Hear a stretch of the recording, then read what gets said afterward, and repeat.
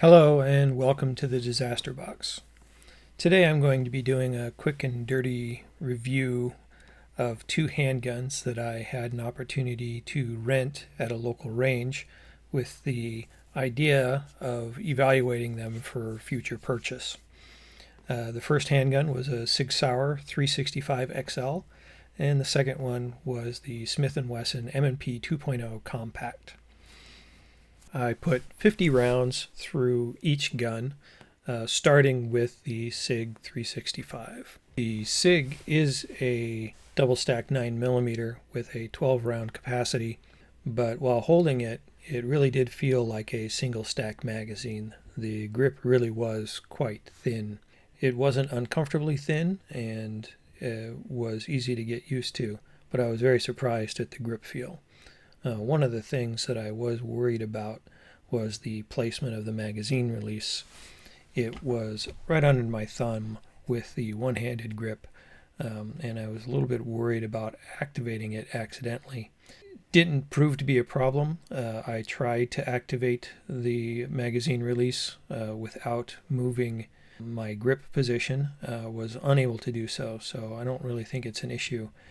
I was also worried about the fact that my pinky extends below the grip there just a hair, so I was worried about pinching my pinky when slamming in a new magazine. So here are the first 10 shots with the Sig. It was really easy to shoot despite my lack of recoil control. The sights did come down fairly easy. It was a pretty good pointer. The group size wasn't that impressive, but I wasn't going the slowest I possibly could, and you'll notice that the slide failed to lock back on this one. You can see that I got a couple of flyers down there, but not bad for my first magazine, especially considering that I haven't really shot pistols in a very long time. My second magazine, I started out a little bit slower, taking my time and trying to tighten up the group a little bit. I don't know if that was entirely successful, as you can see here in a moment. The group was a little bit big, but I did manage to keep it all within the 10 ring at the very least. The slide once again failed to lock back, and we're going to see that throughout the majority of the shooting with the Sig.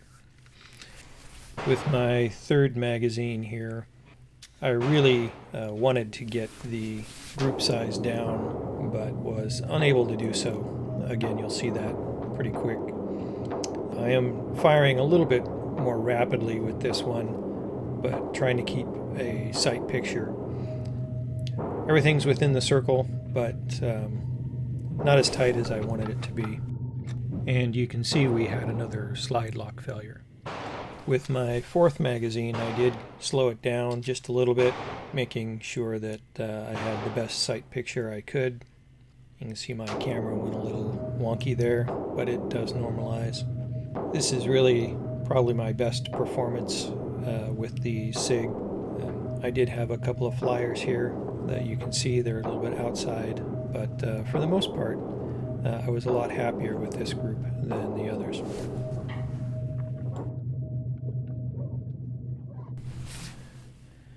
Switching to the Smith and Wesson, grip was a lot heftier on the Smith and Wesson, although the pinky does kind of fall off the end there.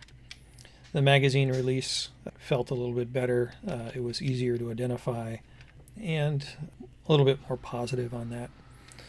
The trigger on the Smith and Wesson is entirely different than on the Sig, even though it does have a very positive break and reset. Just the location and where it broke was really different.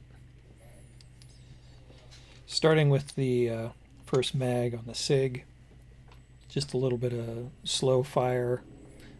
Again, recoil control is not my forte with these handguns at the moment. But all in all, I was happy with the grouping that I got out of the Smith and Wesson for the first magazine. So a little low, but at least fairly tight. The second magazine on the Sig, again, just trying to maintain groups, getting a feel for the firearm. A little bit slow here, but the group, even though it's a little low, was a lot tighter than on the Sig. With the third magazine, I'm shooting it a little bit slower, trying to maintain a pretty good sight picture.